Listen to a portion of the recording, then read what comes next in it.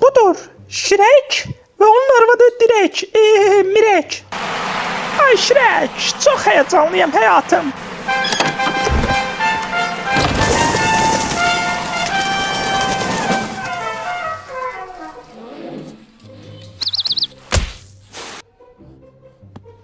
Shrek, ben gidip arabanı park edeyim geldim.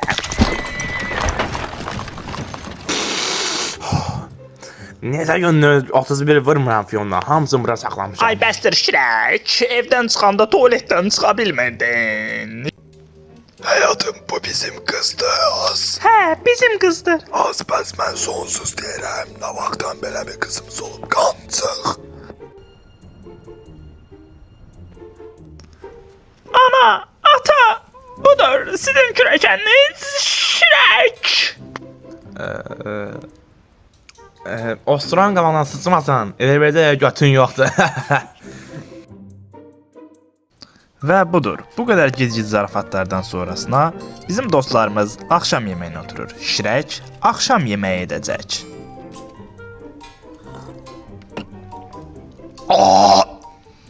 Ay üzülür sayın, arada belə gəlmələr olur. Bayaq çəkdiyim məsələ bax buna aid idi.